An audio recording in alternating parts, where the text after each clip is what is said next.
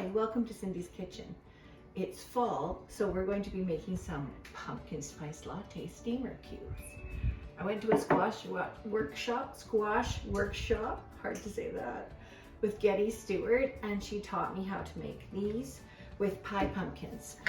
They're about $4 from the farmer truck at Canadian Tire parking lot. If you want to pick a few of those up, I got some from the global market as well. And since it's pumpkin spice season, we're going to make these cubes to last all winter if you wish. So cut your pie pumpkin, scrape out all the seeds and fibrous sinews. I like to use a grapefruit spoon because of the serrated edges, and it gets them all cleaned out fine.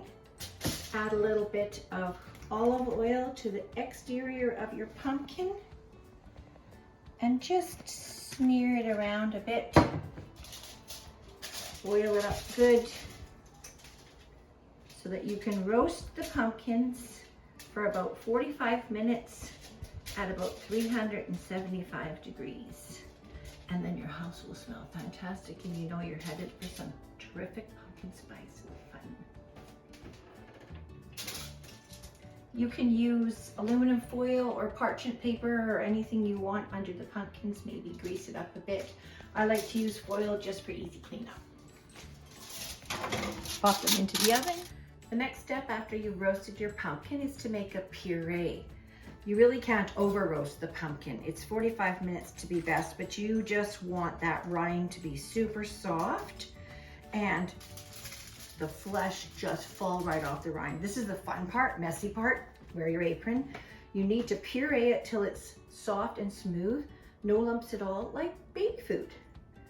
You do not want any lumps because when you make your cubes, you want it when they melt into the pumpkin spice steamer or latte. You don't want any fibers in that mouthfeel. You want it to be smooth, smooth, smooth. So just take your roasted pumpkin and a spoon and scoop off the flesh. It's going to be fibrous, but it's super fun to do this part. It's messy, but it smells terrific. So pull all of the flesh off the rind. Pop it into your food processor. This is a very old, 30-year-old food processor. You can use a blender. You can use anything at all that will puree your pumpkin.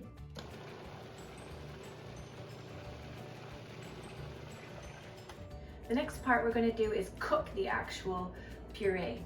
There's 4 ingredients you'll need to make your pumpkin spice latte or steamer cubes. Your puree, your spice, your sweetener, and a dairy product. Now you can use any kind of squash that you want. Don't have to be pie pumpkins actually, but you don't also have to make your own. You can purchase pumpkin puree. Just don't buy the pumpkin pie filling. That you do not want. The pumpkin puree actually looks a lot yellower than you think it would from a pumpkin. It looks like squash. So it made about 2 cups from that pie pumpkin that you saw me roast earlier. 2 cups of puree. So for every cup that you have, you need 1/4 cup of a sweetener, 1/4 cup of a milk, and 4 tablespoons of spices. So 4, 4, 4. The pumpkin pie spice I like to use has 5 ingredients in it. So you can make your own if you want and eliminate whichever ones you're not fond of. Nutmeg, allspice, cloves, cinnamon, and ground ginger. Sometimes I like to make it with Chinese 5-spice, which has a kind of a licoricey flavor to it with fennel in it and anise. Or you can also use garam masala, which has cardamom in it, which is really delicious. It's up to you what you want to use.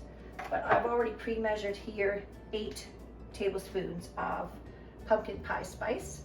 So for every cup you need 4 tablespoons. Now sweetener, I like to use this Demerara sugar, which has my little hack in it, a piece of rye bread. You put the heel in and it'll never clump up on you. So 1/4 cup of sweetener for every cup of puree. So there's my 1/4 cup of Demerara sugar, but you can also use golden sugar or white sugar, whatever you like. But on top of that, I also like to use stevia, just for sugar reduced people like myself. You only have to use half the amount. So I use 1/4 cup of the Demerara sugar to give it that nice caramelized sweetness.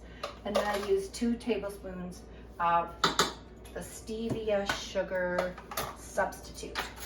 Lastly is your dairy. Now you can use anything you want for dairy. You can use a non-dairy product if you want, like almond milk or anything like that. I have only 1% in the fridge right now, sadly, because cream would be better. 10% or maybe 18% cream. So there's my half cup, quarter cup for every cup of pumpkin puree. So put all 4 of those items together and cook them on low for about 10 minutes till it makes a nice smooth batch. Come and have a look inside here. Stirring, now it's getting that nice brown pumpkin spice latte color.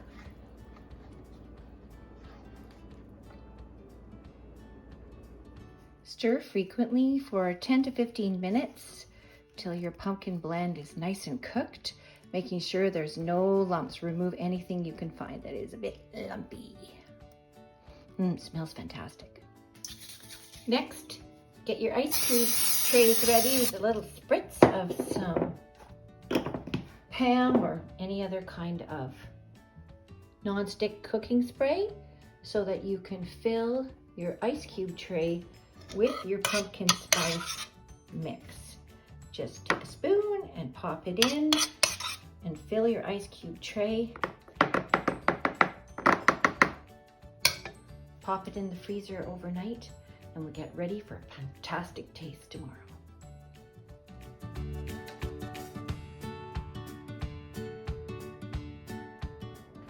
The next day, when they're frozen solid, just snap your ice cube tray.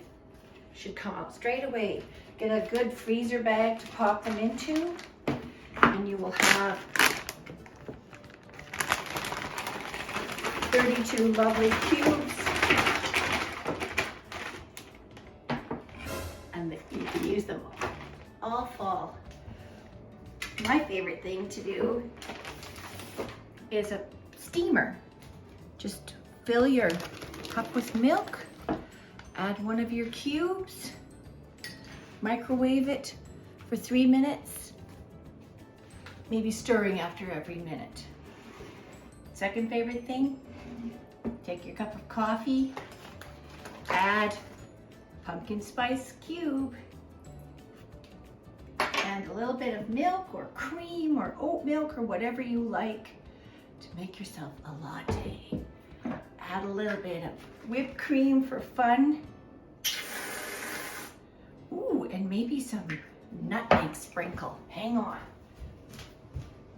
Nutmeg sprinkle from the good old spice cupboard.